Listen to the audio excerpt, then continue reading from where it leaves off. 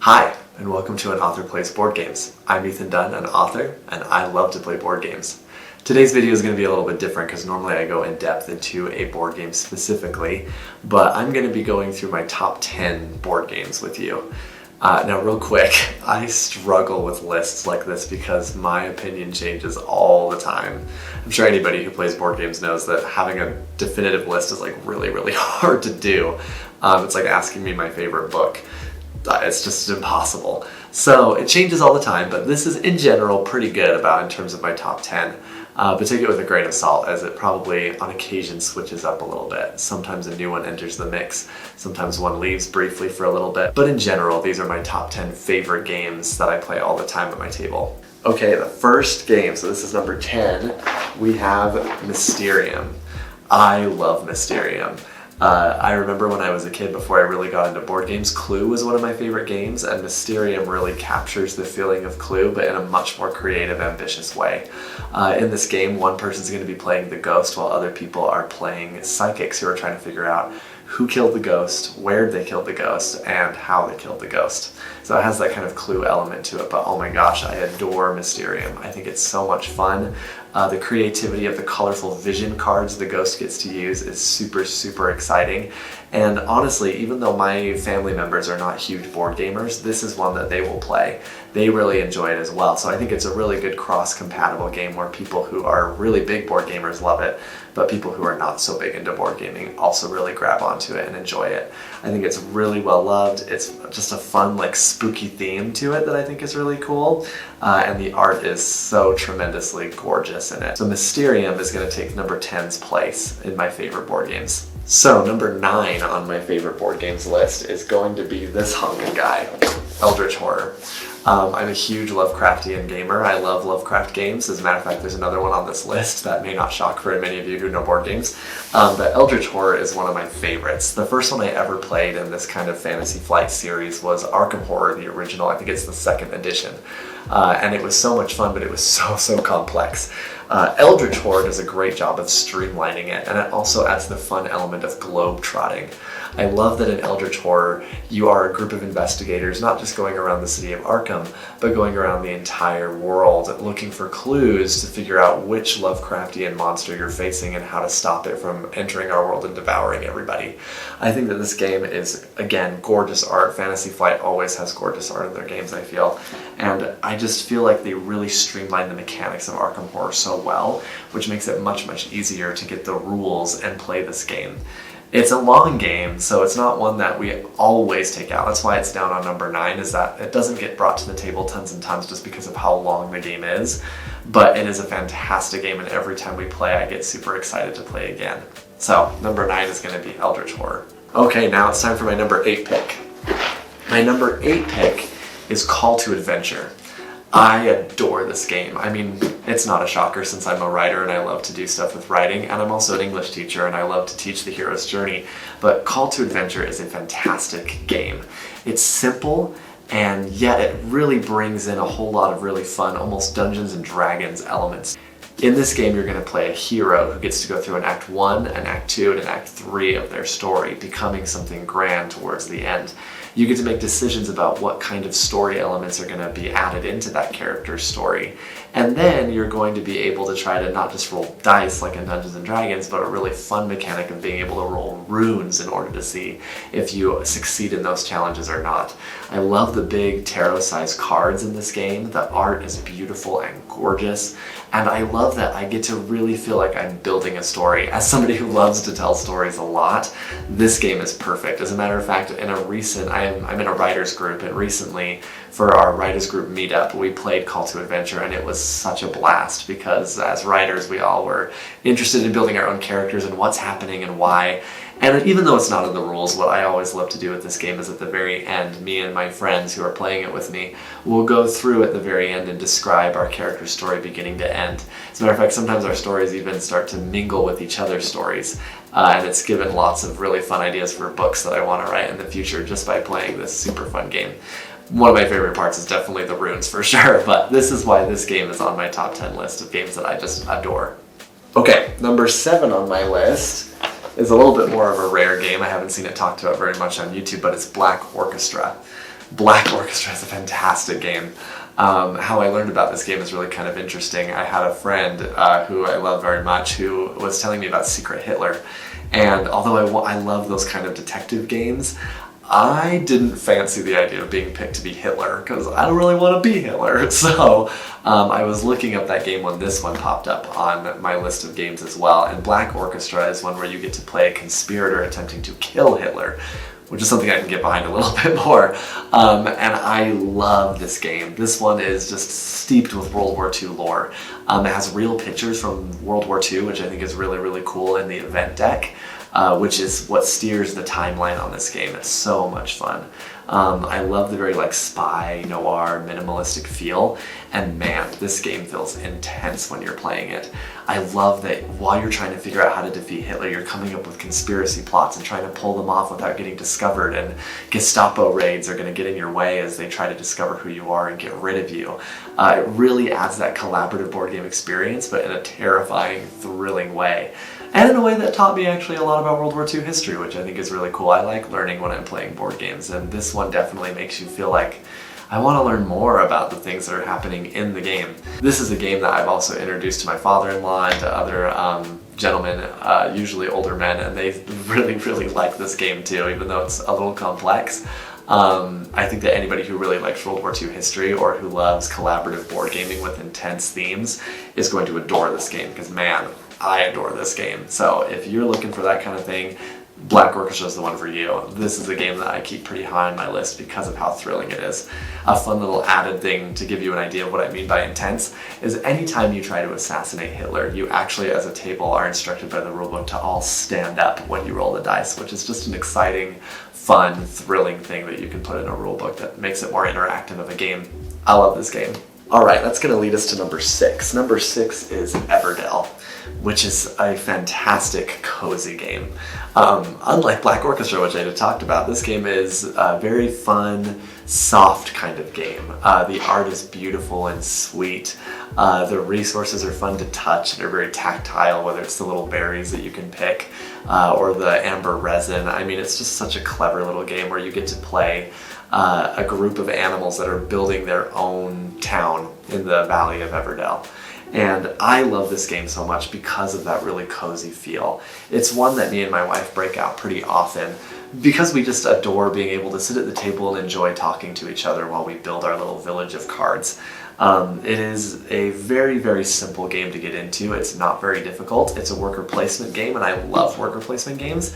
It just exudes joy and warm feelings and the excitement of being able to build like your own little Sim city. So I really love Everdell, and it also has a plethora of really fun expansions that come with it, which I don't show here, but I own a couple of those as well. This game is just one that's easy to set up, easy to play, and just kind of brings people together without too much competitive elements.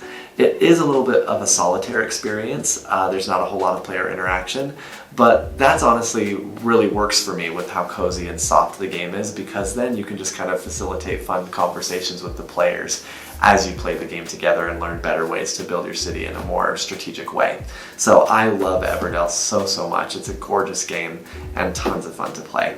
That brings us into the top 5 of my favorite board games of all time. This next one is that other Lovecraft one I promised would be on there, and that probably won't surprise very many people. But it is Mansions of Madness. I love Mansions of Madness so much. As a matter of fact, I own every single expansion except for one of them. In Mansions of Madness, you get to explore a creepy, eerie house, usually, although there are other settings, especially with the later expansions, and you're trying to stop an evil Lovecraftian horror accomplish its designs and plans.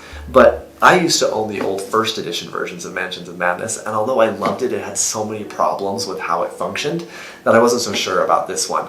But this one I am sold on.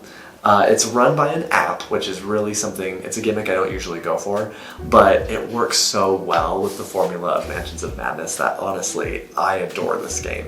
I think its interactivity is easy, and one of the coolest things about this game is most Fantasy Flight, particularly Lovecraftian games, are extremely complicated with lots of rules and things you have to worry about.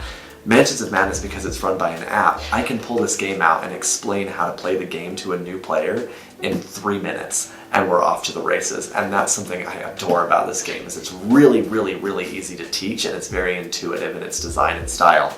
I also love how diverse the different campaign scenarios are.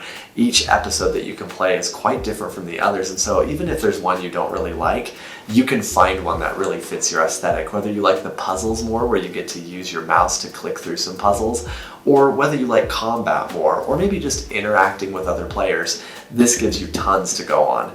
And again, adding those expansions makes it even more exciting and fun, with a lot of replay value, in that the app can scramble what's going on and you can play tons of different characters. So this game perfectly hits my Halloween vibe. People who know me know I adore Halloween. This game really, really hits that Halloween vibe of being able to get with a group and explore together a creepy house, a creepy street, a creepy boat out in the middle of the ocean. And man, it's just such a fun game. It's one that I think almost anyone can get into, and it's very, very special. So that's Mansions of Madness in my top 5 as number 5. So my number 4 is probably going to be a little controversial, because the only things I've seen on this is pretty divided takes on this game, but it is my number 4 because I love this game. And that game is Merchants of the Dark Road. Merchants of the Dark Road is a game in which you play a merchant who is moving through a dark road in order to deliver supplies and heroes to the dark valleys of this world. But oh my goodness, I love this game. I love how ambitious it is and that it tries to do a little bit of everything. I love that it devotes its heart and soul to the rondel model of a board game, where there's a whole bunch of rondels all over the place. The whole game is a rondel within a rondel. There's just so many beautiful components in this game, and it really captures that feel of being a merchant in this fantastical world.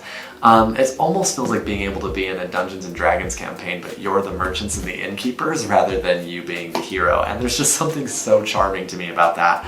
The box is gorgeous. I don't even have the original Kickstarter edition, and the components are amazing. They're so beautiful. I love touching all of the things in this game. I love playing this game and flipping through the cards. It's just one that looks enchanting on the table. So Merchants of the Dark Road is one of my all-time favorite games ever. It just captures the feeling of the world and the fantasy elements of the story so well. And I think the best way to describe it is just enchanting. It's so much fun. It has a lot that you can do in it. There's shops and dice. There's like 7 different kinds of dice in this game. The illuminated die, your Tetris ability to move the supplies around in your little cart, being able to go to several different locations, getting commissions, changing the market value of items. Oh my goodness, it's just such a fun economic commerce game, set in a beautiful world that honestly I think anybody could write a book about. So I love Merchants of the Dark Road. It's just so magical of a game. Okay, that brings me to number 3. Number 3 is Obsession. This is extremely highly rated on BoardGameGeek, and honestly is one of the coolest interactions I've ever had with the creator of a board game. The creator of this board game has in his website a little section as to why you won't like this game, and he talks about all these different things and about how he's devoted heart and soul to the theme of the game, so the mechanics may not always make hardcore gamers happy, but that is exactly my wheelhouse, and that's exactly why I love this game. One of the things I love about this game is it is so devoted to its theme, even to the point of being willing to say, hey, there's this game mechanic that most gamers love and we're just going to throw it out the window. And I adore this game. This game is a Regency romance game in which you are a household in the sort of Jane Austen Victorian England era, and you are trying to court people and hold events and get your servants to help you, and it's just enchanting. The way that the boxes are packaged, where each house, each family has their own little compact box. It's such an elegant game. It's so beautiful to look at. And again, it hits that theme. And theme is why I play games, so it hits the theme so perfectly. The little meeples of the servants are by far and away one of the best things about this game. So if you love that kind of stuff, if you love Regency romance and theme, you will adore this game. All right, number 2. It's a big one. Number 2 is Scythe. This game stayed off my shelf for so long because I was so nervous. I looked at the mechanics, and for some reason Settlers of Catan is not my thing. You're going to learn that on this board game channel. I do not like Settlers of Catan. And because I don't like Settlers of Catan, I'm always turned off. It's very weird, but I'm always turned off when I see hexagons in a game. And so Scythe, the hexagons were really turning me off. Not only that, but I had heard it was just a complex game, and every time I saw it, I was both so excited about it and also really nervous about ever trying it. So I finally bit the bullet and I purchased my own copy, and I love Scythe and every expansion that comes with it. Scythe is a game in which you're essentially in an alternate version of Europe with mechs, and you are trying to build up your own infrastructure of your community and your people, while simultaneously trying to keep everyone else away. And it's just an enchanting strategic game.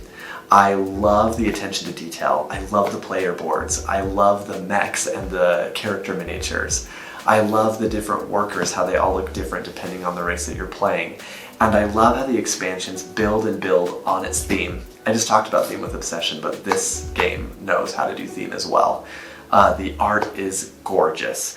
And the way you play it, you really do start to feel like a war council leader. I remember more than once playing this with my friends and saying, man, I would love to write a Scythe book so much, with all these sort of political war feelings mixed with this sort of cyberpunk, steampunk ideology behind it. I was super excited to play it, and I still adore it to this day.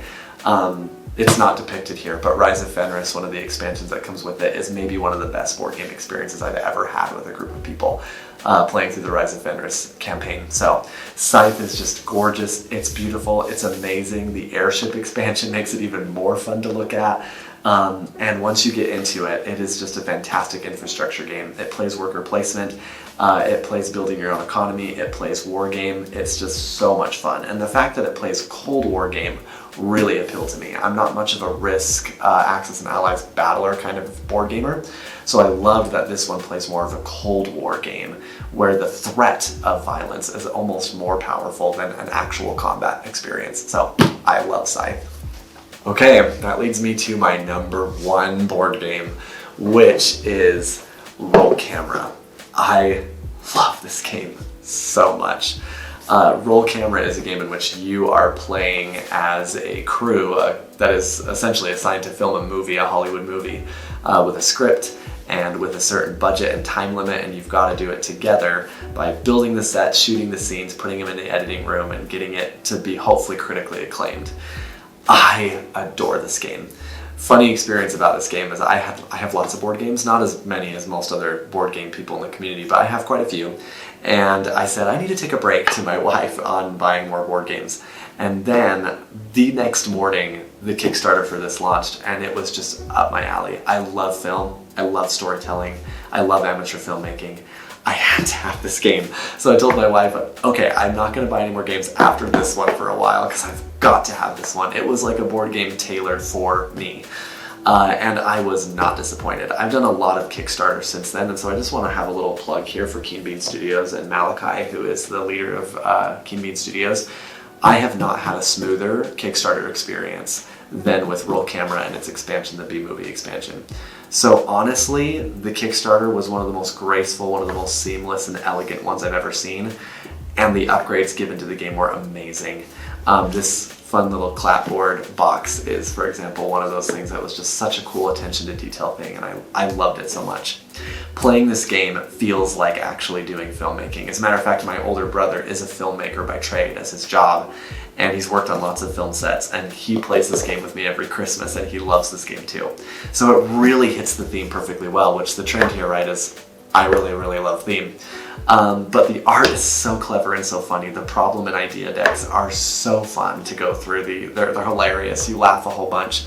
And the dice are so elegant. The fact that you get to build the set by putting set pieces together and then using your dice as worker placement is so genius and is just very well put together of a game. It's tight, it's so much fun, it's very replayable, and it made me want to tell stories all the time. As a matter of fact, it is a storytelling game because you're building a movie and then have to tell the story of the movie as you play it. So Roll Camera sits as the crown of my number one because I just love, love, love this game. I think more people should love it, to be honest, and I'm excited for more that Keen Bean Studios is doing right now. So that is my number one, is Roll Camera. Alright, so those are my top 10 favorite games right now. Again, take it with a grain of salt, those switch up a little bit, but in general, those are the 10 that sit on my table the most and that I just adore pulling out of their boxes and setting up. You can watch more videos where I actually go in depth into some of these games after this video. You can subscribe to get more of these videos, and you can also figure out what I'm doing with my author stuff by seeing what books I'm writing right now on my author channel, which is the channel that you're on. So go check out those other videos. You can feel free to subscribe, comment below your favorite board games, give me a like, and have a great day.